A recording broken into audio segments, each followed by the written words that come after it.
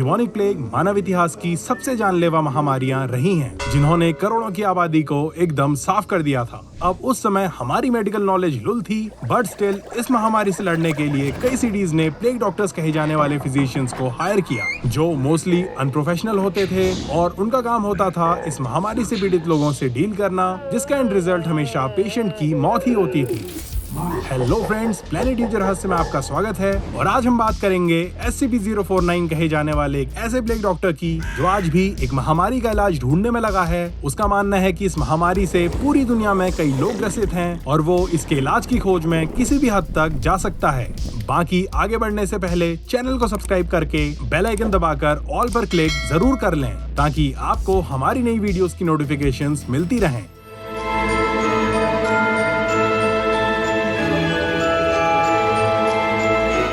World war 2 के दौरान south France में लोकेटेड मोंटेबन नाम के एक शहर में कई लोग गायब होने लगे। बच्चे आधी रात को अपने बिस्तर से ही गायब हो जाते और बड़े बाजार जाते, बट कभी वापस नहीं आते। अब लोकल अथॉरिटीज ने इन्वेस्टिगेशन तो शुरू किया, पर उनके हाथ कुछ भी नहीं लगा। ना तो कोई आई विटनेस था और ना ही किडनैपिंग का कोई सुराग। आफ्टर दैट जब SCP फाउंडेशन तक ये बात पहुंची, तो एक सर्च एंड डिस्कवरी टीम को जांच करने के लिए भेजा गया, जो फाइनली उस गुनहगार तक पहुंच ही गई। एक काला चोगा, हाथों में ग्लव्स और चेहरे पे मास्क पहना वो आदमी दिखने में एक मिडीवियल प्लेग डॉक्टर जैसा दिख रहा था। टीम को वहाँ कुछ लोग भी मिले जो नॉर्मली बिहेव नहीं कर रहे थे। वो काइंड ऑफ ज़ॉम्बीज बन चुके थे और उल्टा टीम पर ही हमला करने लगे। हड़बड़ी में उस टीम ने गोलियां फायर कर दी और उन जिंदा मुर्दों को निपटा दिया, जबकि वो डॉक्टर चुपचाप खड़े रहा और अपनी डायरी में कुछ लिखने लगा। उस डॉक्टर का कहना था कि वो सभी लोग पेस्टिलेंस से बीमार थे और वो अपनी पूरी जी जान लगाकर इन लोगों का इलाज कर रहा था। आफ्टर दैट उसने आत्मसमर्पण कर लिया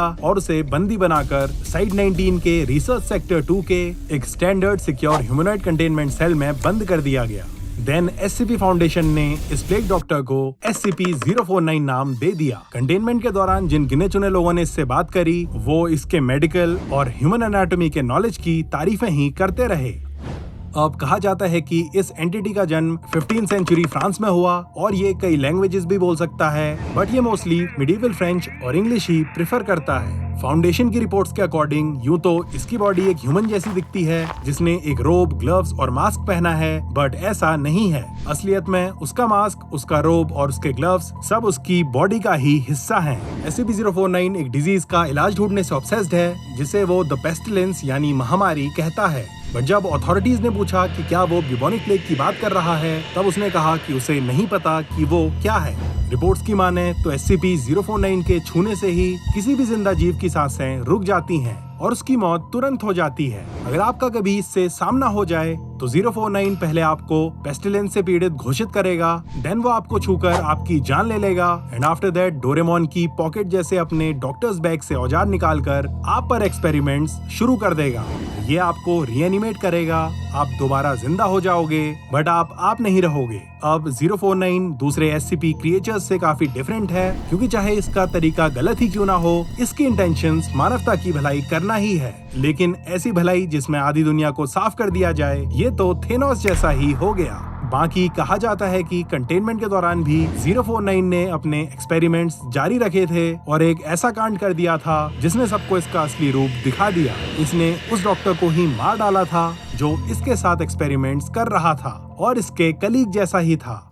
तो फ्रेंड्स, ये था SCP-049 का ब्रीफ इंट्रोडक्शन। बाकी उसके साथ उस कंटेनमेंट सेल में क्या हुआ, उसने उस डॉक्टर को क्यों मारा, आज वो प्लेग डॉक्टर कहाँ रहता है, इन सभी सवालों के जवाब हम कभी और डिस्कस करेंगे। तब तक आप इन क्वेश्चंस पर अपनी राय हमारे साथ कमेंट्स में शेयर कर सकते हैं। और ऐसे ही रहस्यमयी जीवों के बारे में जानने के लिए प्लेनेट यूजर रहस्य को सब्सक्राइब करके बेल आइकन दबाना मत भूलिएगा। Thanks for watching the video friends.